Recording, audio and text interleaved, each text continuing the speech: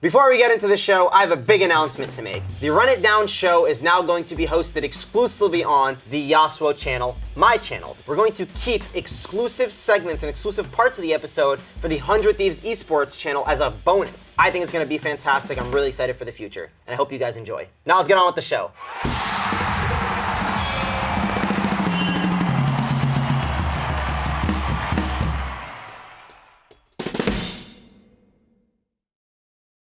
We finally have another MSI, but more important than that, we finally have another international competition where we can watch NA rise again and then fall and crash like they always do. It's time to do a power ranking on the teams at MSI. But with me, we have Grayson, GoldenGlue, Gilmer to help me rate these teams because honestly, I have no clue what's going on.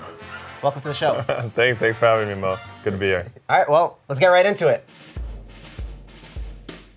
So I think for me, the first and most likely team to win this tournament is Damwon. They're the previous world champions. They're insane. They have Showmaker, Canyon, absolutely nuts team. I have them at number 1. I'm gonna trust you right there. I believe that. I'm gonna be honest, last Worlds, I was like, nah, Damwon's not winning this. This is China, this is the LEC.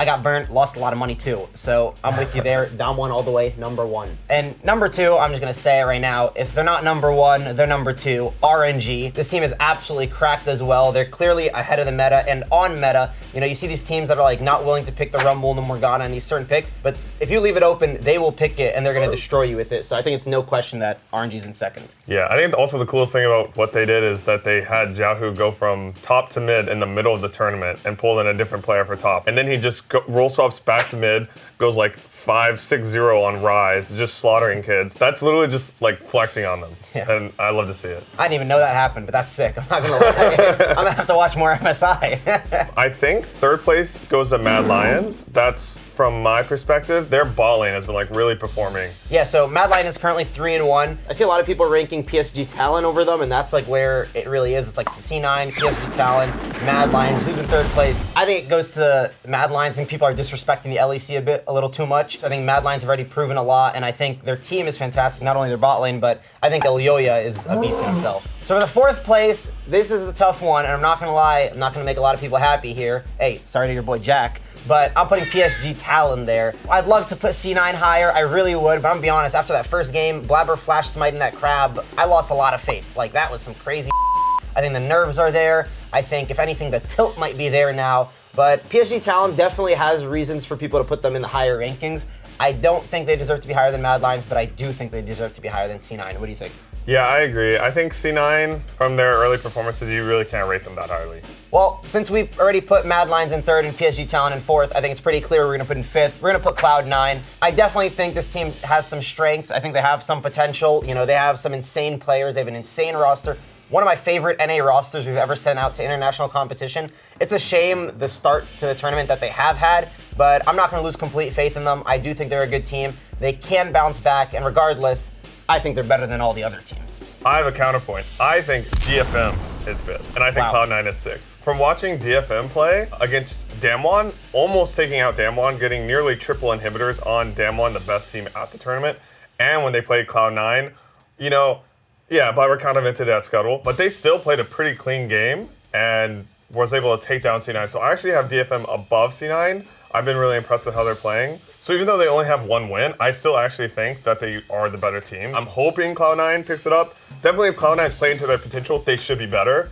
But the way they're playing right now at the tournament kind of got me, you know, peepo. I'm pretty sad. For a counter argument, do you think it's also a part of their weaknesses that they couldn't actually close that game out where they had 3 inhibitors? They had a completely winning position. They literally had checkmate on the board, but they overstayed, they got greedy, and they got caught out under their inhibitor and ended up throwing the entire game. I get your point. I get your point. It was like the fact that DFM had them in such a chokehold position and couldn't finish out. I think for me, the harder part about League of Legends is getting to the winning position. And then like, yeah, they should have just fumbled the bag when they had it. But the fact that like their top laner just solo killed Khan like 7 times. Khan was literally like 0-7. He was getting daddy by an Urgot. Like, it was bad. I was watching, I was like, holy and the plays that they were making were actually really good. Their only problem was they were really bad at using their teleport. If they had better teleport usage and a little bit better macro, I think they would have won the game. But I want to see C9 pick it up though, because I definitely think they could be above PSG if they're playing like how they were playing when they're in NA.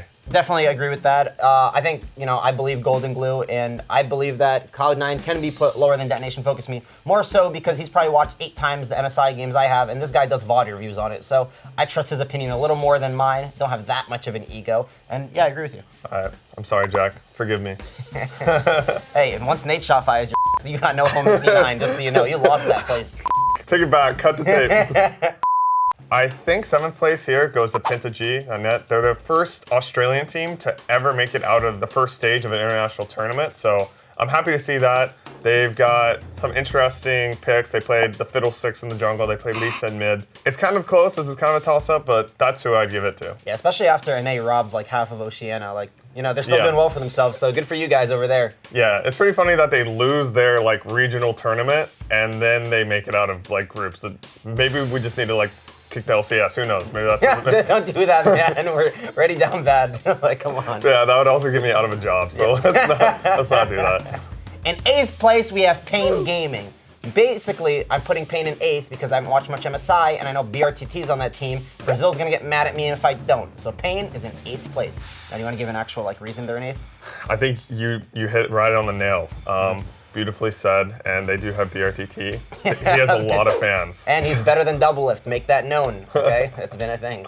In 9th place, we have the Unicorns of Love. Do you remember 4 years ago when they were in the LEC and their coach/manager was shirtless? Hey, that guy was ripped as hell. He looked good while doing it. Hey, complete different management, complete different team, but the UOL is still thriving.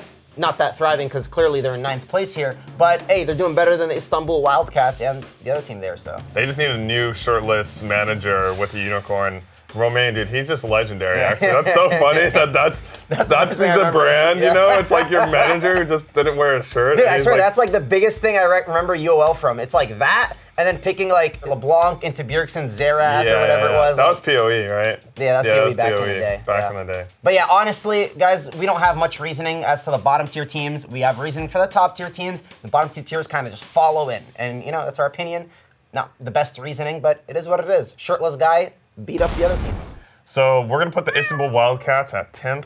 They haven't had the best performances so far. They're 1-4 at the time that we're filming this. Haven't been looking super strong, and it kind of makes sense why they're at the bottom of the power ranking. Hey, we're just going to be honest here. It's between 2 teams. We got the Istanbul Wildcats. We have Infinity Esports.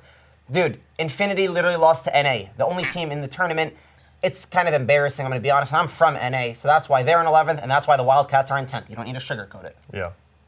That's our rankings. I hope you guys liked it. Let me know what you guys think is correct or wrong or stupid. Hey, BRTT fans, I put a little respect on your name. Don't flame me too hard.